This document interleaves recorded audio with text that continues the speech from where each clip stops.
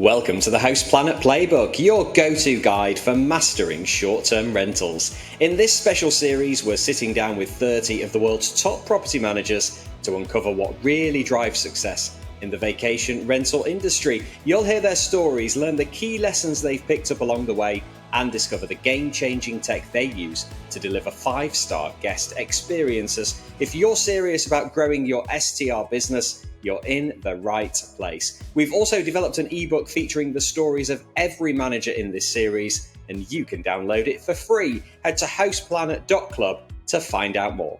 In today's episode, we're chatting to Justine Ireland from Just For You Holiday Homes in the Isle of Wight. Stand by for a deep dive into outstanding communication, a strong commitment to sustainability, and treating every rental as if it's your own property. This special series is brought to you by Host Planet and Hospitable, the smart AI-powered property management software trusted by hosts worldwide. With Hospitable, you can automate guest messaging, sync calendars across platforms, and manage your rentals with ease, all from one powerful, easy-to-use platform. If you're keen to run your short-term rental on autopilot, try Hospitable today. Visit hospitable.com/hostplanet to see how the platform can save you time, reduce stress, and maximize your earnings. Justine, thank you for being part of the Host Planet Playbook. Let's start with you. What's the name of your company? Where are you located? And how many rentals do you manage? Hi, James. Thank you for having me on. I'm on the Isle of Wight. The company name is called Just For You Holiday Homes, and we manage 32 properties. Fantastic. Okay, then. So tell us, how did you get involved in the world of short-term rentals? Like I think an awful lot of us, by accident. I actually got divorced, bought a new house, and there was a lodge there. And I gutted it and redid the lodge. Lots of people stayed in it. And then someone went, well, why don't you rent it? And I was like, know nothing about it. So I saw a little advert for Sykes Cottages and rang them up. They came over and we just put it live. It was just sort of, didn't really think anything of it. It was 2009 and the world was very different. And then 6 months later, I ended up becoming their salesperson. So that was really my big inroad, meeting Clive Sykes. And he was so inspirational and he drove his business via technology. And they were superb in those days. It was just the most extraordinary experience. So we really got to know the industry, but it was brochures, and in 2 years' time, the market might be different. It was so different. But that was sort of how I sort of started. And I then started working very closely with my owners that I had actually recruited. And that was where I realized I had a real interest. I would really help them, from interior designers to gardeners and everything they needed. So it then became quite a natural process to start my own business, really, when a few of the owners just went, well, you're running everything for us, so let's just do it. So it was a bit of a big learning curve, but that was sort of how it started, just with a handful, and built from there, really. What are the key learnings from those early days that you still apply today, and obviously since there's been so much change in the industry? I think the key learnings is communication, never forgetting you're in hospitality, and listen to your owners and your guests. Being an owner, I started as an owner because owners want their houses looked after and really happy guests and great reviews. So we're all on the same page. So I think it's never forgetting you're here to make memories. You're here to create some, people will save all year for the holiday. So you really want that right. So I think it's the attention to detail. And actually just never forget you're in hospitality, because I think it's become quite a big money industry, but actually we are in hospitality. And I think we have to sometimes just step back a little bit and enjoy those moments when you get that review from a child who's had the best week of their life. And that's why we do it. And I think never forget why you started it in the first place, really. And what did you learn from Clive Sykes? I think he was honest and open and kind and knowledgeable, but I think it was how he started his business, how the technology, he was very early doors doing the technology on the internet when, a lot of people hadn't even seen it, I think. That to me was the inspiration. And that's how when I started Just For You Holiday Homes, I was right, I'm going to start it with technology because that's what Clive did. So I think his training, the team, it was a really, really positive experience. And it was the first sort of educational meeting. We had yearly meetings, and that's what got me interested each year. I got really excited about what's happening, what's new. And he was always at the forefront of what's moving on. And I think that's what's helped me a lot. Talk to us about the Isle of Wight. What are the unique challenges and, of course, the opportunities of where you operate? I think with the Isle of Wight, our biggest challenge are the ferries. I think we have, I think we also have probably got quite a lot of oversupply at the moment because a lot of people are needing, there are a lot of second homes which are needing to be businesses now. And I think after COVID, everyone had so much money, people got a little bit thinking it's going to make their fortunes. So I think the oversupply is a challenge, and I think and the ferries, because we have had less visitors coming over. And I think for me, because the industry has changed with the short bookings, last minute bookings, our oversupply, I think, has therefore shrunk our tourist window. So where we used to always get 40 weeks, before COVID, you've got 40, 45 weeks without batting an eyelid. Not the case at the moment. And it's because suddenly we've got so much supply for August, that all coming August. It was quite a challenging month for everybody. And therefore we're seeing the weaknesses, your head and shoulders, spring and autumn are really struggling at them, have been. And I think that's been a challenge. So I think when you've got an industry change on a small island, it seems to be a little bit more. But we've got the quality properties, we've got it. And in, say, the summer, we're all pretty much doing well. But that's how it was 25 years ago. So we're evolved from that. So that's me. The challenge now is to get that market back so we can get the spring and autumn again. So it becomes a proper business. What are your top tips for delivering an outstanding guest experience? I think communication is key. It's as long as I think your descriptions, your photography has to be spot on. Because also we have to remember a lot of people aren't reading anymore. So we have to get as much visual out there. We do 3D photography and the virtual photography. So we're doing as much as we can to get the experience. And I think also my job is to protect my owners and my guests. So we are absolutely all our properties are fully regulated. IPRAC approved for our guests. So they then have the security knowing that we are legitimate. So I think it's about just being best practice all the time and gaining the trust. I think trust is obviously seriously important. But having the right information and actually answering the phones. I know AI is great, but I still think, on the Isle of Wight, we've got a lot of older generations coming. They don't want AI. So I'm not going to say no to it, but I think we still need a bit of the personal touch. It's a balance between the two. And I just think it's key is remembering we have to be there for our guests and our owners.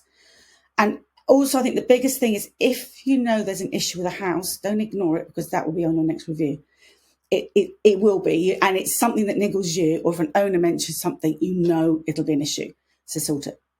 We have a maintenance who's on hand 24 hours a day, and we get things fixed pretty much within half an hour. And that is why I think our reviews have been solid, because I think we do that. And if you can't communicate, tell the guests why, then they understand. But if you ignore it, then you've got a problem. Because if they walk in and the dishwasher's not working, they find issues with everything.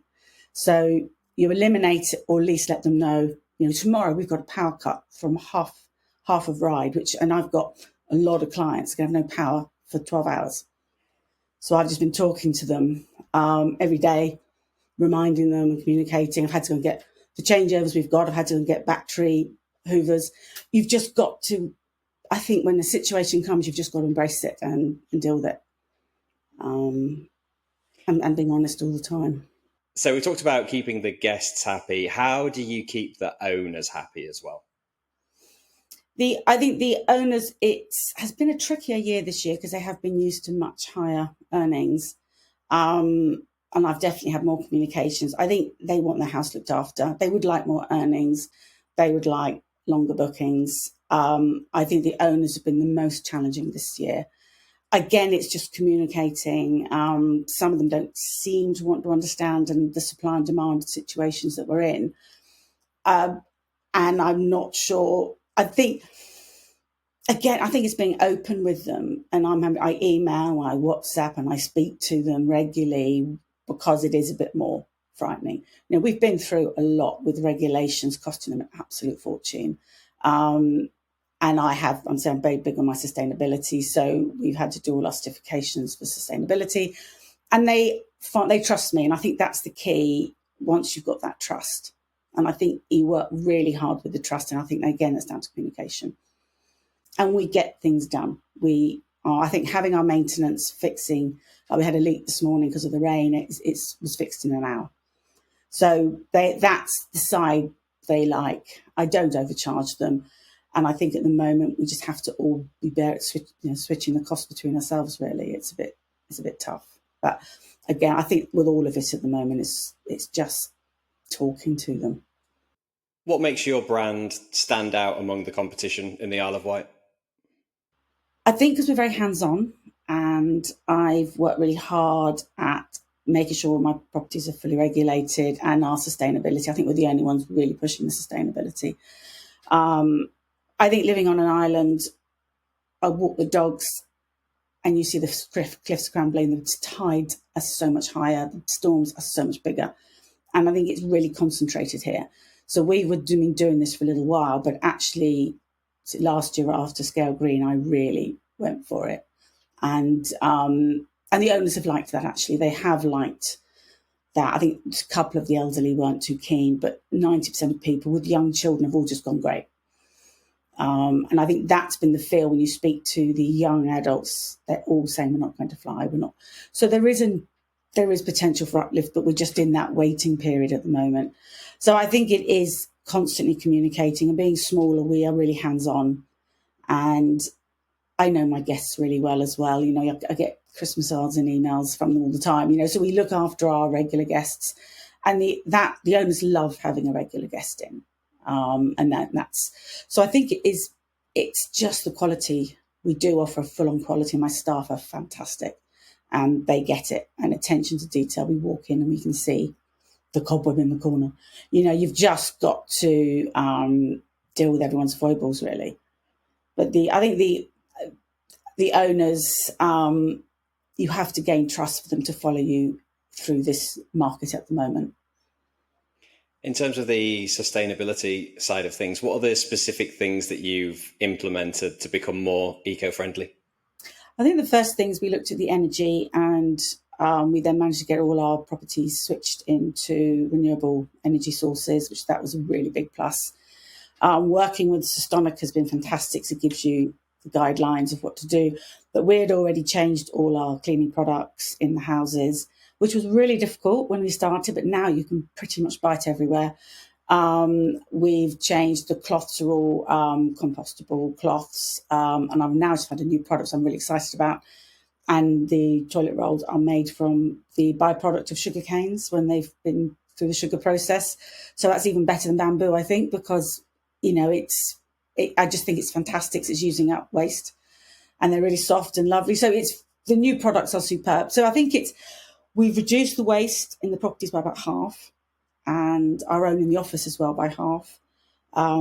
We've got water-saving devices in the loos, in the showers. So all these things we have been implementing. We did the digital guidebook, which I'd already done before.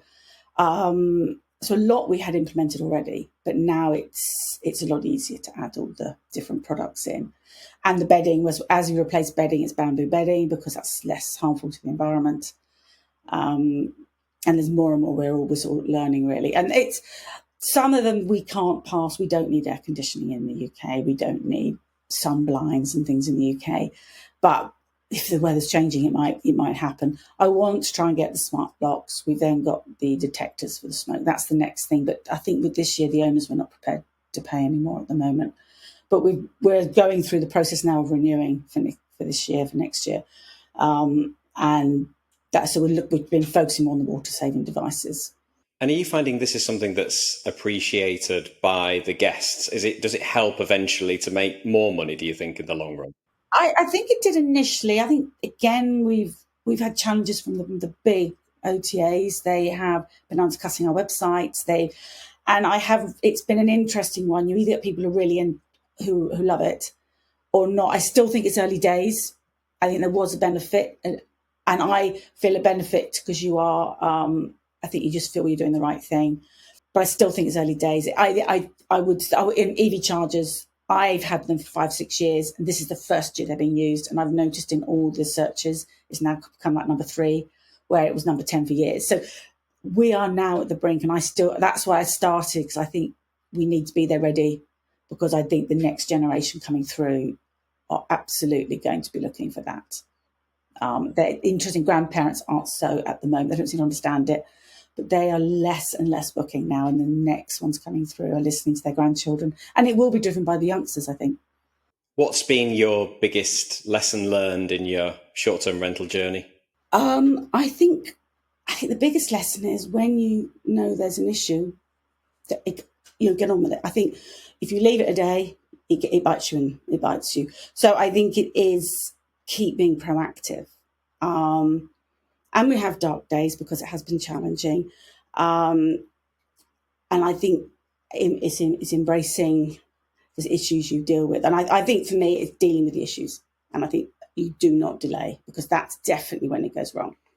If you know you've got a cleaning issue, don't wait till the next clean. Get in there.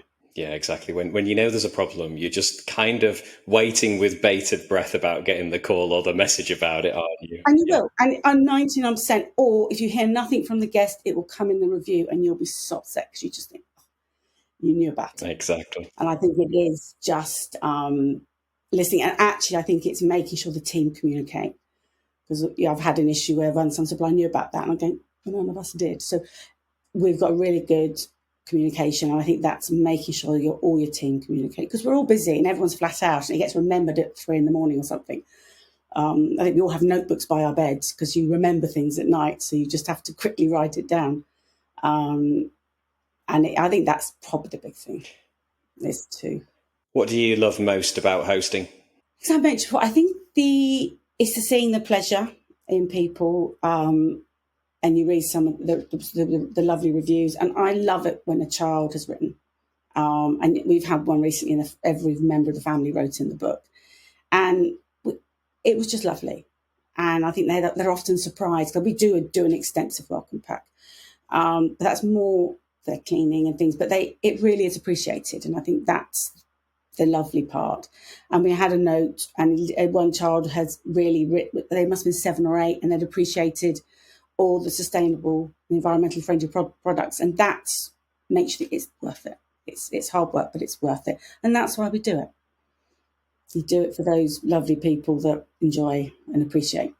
Very good. Okay, then, Justine, we've got a few quick-fire questions then to finish. So, which PMS do you use? Avantio.